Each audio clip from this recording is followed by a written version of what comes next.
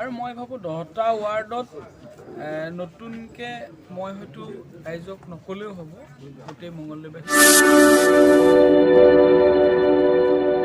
নমস্কাৰ বন্ধুসকল, স্বাগতম জনাইছোঁ আমাৰ ইউটিউব চেনেল আপোনাৰ বিজয়। আজি কোনো ব্লগ ভিডিঅ' নহ'ব, ৱাৰ্ড মেম্বাৰ চিলেকশ্যনৰ বতৰ।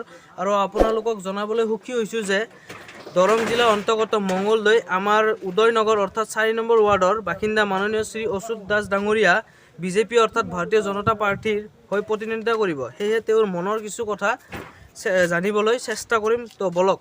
তো বন্ধুসকল, গুৰুজ্যোতি দাসদেৱ আমাৰ ইয়াতে আহি পাইছে 4 নম্বৰ ৱাৰ্ডত। তো তেওঁ মিটিঙত ব্যস্ত আছে। তো আপোনালোকক আমি দেখাবলৈ চেষ্টা কৰিম আৰু গুৰুদাৰ মনৰ কথা জানিব বিচাৰিম। তো আমাৰ লগত উপস্থিত আছে গুৰুদা। তো তেওঁ এটা প্ৰশ্ন আমাৰ 4 নম্বৰ ৱাৰ্ডৰ পৰা শ্ৰীযুত অচ্যুত চন্দ্ৰ দাস ডাঙৰীয়া বিজেপি অৰ্থাৎ 4 নম্বৰ ৱাৰ্ডৰ পৰা প্ৰতিনিধিত্ব কৰিব। আমাৰ ফালৰ পৰাতো 100% থাকিব। তো আপুনি কেনেকৈ সহযোগিতা কৰিব? মোৰ সহযোগিতা 10টা ৱাৰ্ডতে থাকিব, কাৰণ দলীয় কাৰ্যকৰ্তা হিচাপে আমি নিশ্চয় নিৰ্বাচনৰ প্ৰচাৰত অংশগ্ৰহণ কৰিম।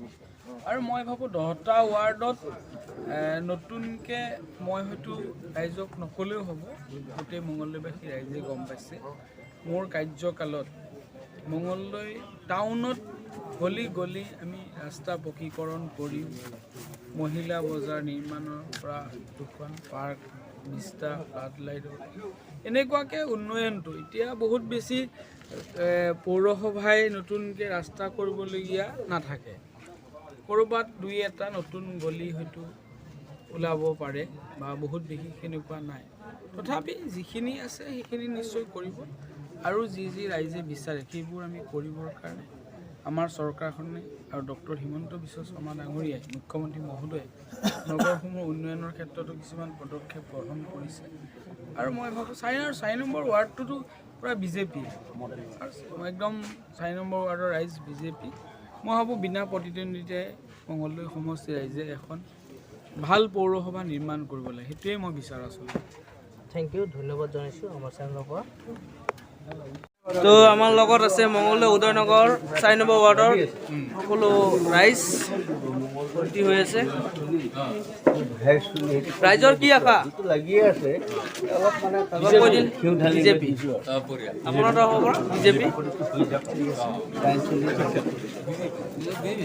বুজি পাইছে?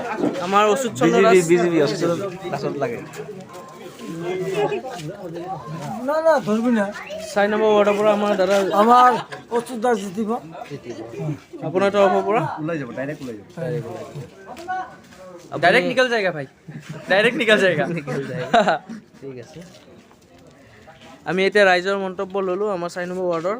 তো চবে আমাৰ অচ্যুত চন্দ্ৰ দাস ডাঙৰীয়া পক্ষত আছে। তো এইবাৰ অচ্যুত চন্দ্ৰ দাস ডাঙৰীয়া জিকিবই, 100% গেৰেণ্টি।